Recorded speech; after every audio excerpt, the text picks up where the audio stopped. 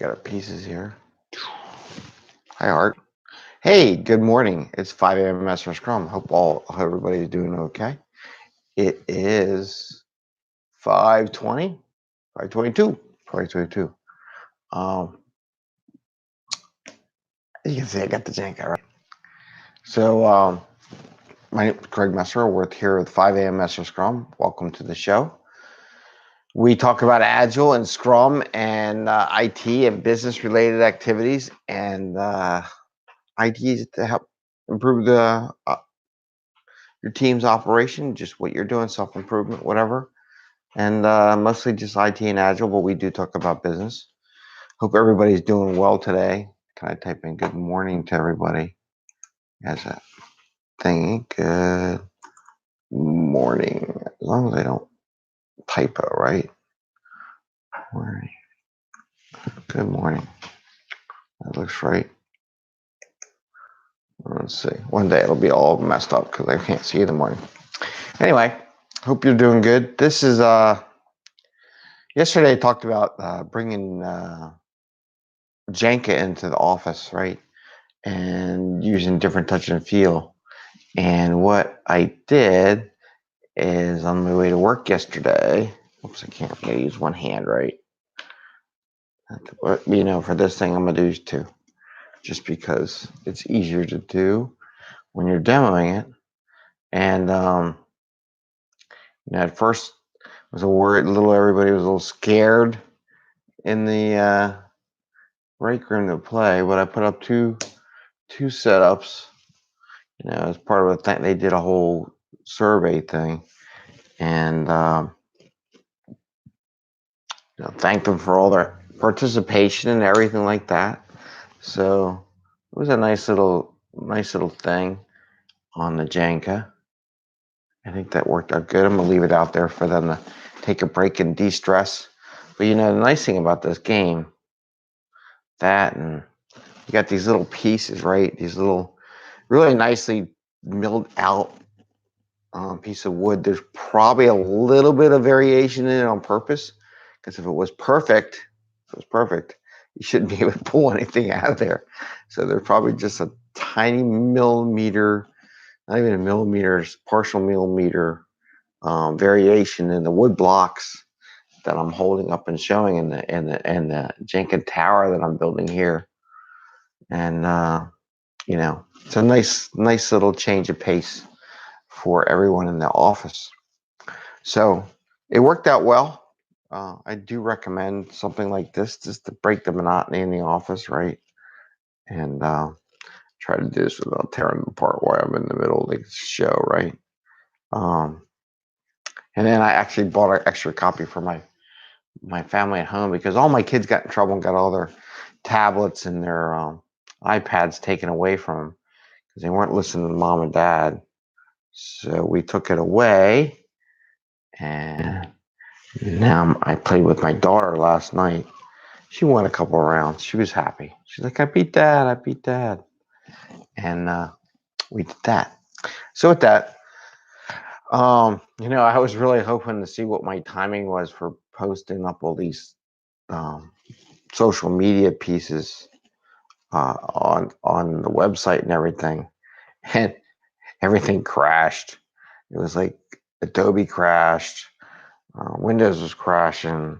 I don't know if there was a major update going out to the world or something last night, but man, it sure did make my life miserable. And I think there was, because I saw a lot of effects at work. Everything was slowing down and not working too well. But you got to have backups, right, to doing stuff, right? And that's just something. So I'll have to try it again today, see how quickly I get the material out there. And I saw some material that didn't show up until really late in the afternoon, because I got emails like Google Play and all that stuff when it was available. And I guess they don't cycle it very often, but maybe once a day in the evening or something like that. So anyway, a couple items I want today. Today I'm going to an Agile Philly meeting, and I really want to encourage everybody to attend local networking events about Agile, Scrum, DevOps, programming, coding, whatever it would be. If you're Scrum Master, you should really go attend some of the stuff. Agile Coach, definitely. People interested in learning more about this should go. I learned a lot of it from Agile Philly. My early days of becoming a Scrum Master, I think a lot of it because I wanted to find out what it was about, talk to some people, see if this is what I really wanted to do, right? And going to the Agile Philly meetings was good. And I'm gonna be there tonight. Actually treating to the food today. I'm gonna introduce some classes that we're teaching in Philly. So that's what I'm gonna do. But anyway, but I really do want to encourage everybody to go to the Agile Philly stuff or Agile networking. I know Scrum Alliance has a lot of groups, networking groups, local groups that they meet. There's a Delaware one around here. There's also like meetup.com where I think there's a DevOps group we had a Philly XP group. There's a bunch of developing coding groups that we're meeting. And I learn every time I go. I learn about the new capabilities. Smart people present some stuff. It challenges the mind of what's capable out there. So I just want to encourage everybody to go to those kind of events. And don't forget to like and subscribe. As Eddie said yesterday, ring the little bell on 5am Mester Scrum. And as we're in the show 57 episode, 57th episode, it'll be interesting when we hit 100, right? And we do this every day. And then the next topic, just something I encountered yesterday, and as an Agile coach, I hear it all the time, Scrum Master, especially on teams that are transforming from a Waterfall environment to an Agile environment. The concept of letting go of stuff. There was one, and it's the same thing. Oh, you want me to go to all these meetings? I got to go to all these meetings. One of the first things I do as an Agile coach with my teams is like, okay, what meetings do we not need to go to?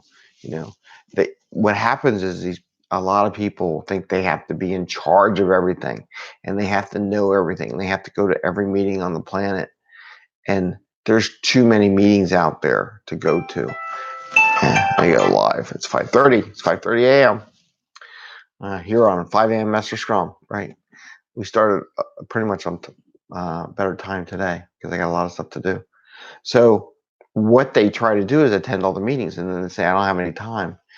And as I go through my Agile coaching, I try to help them free up that time. And it moved. And do other things.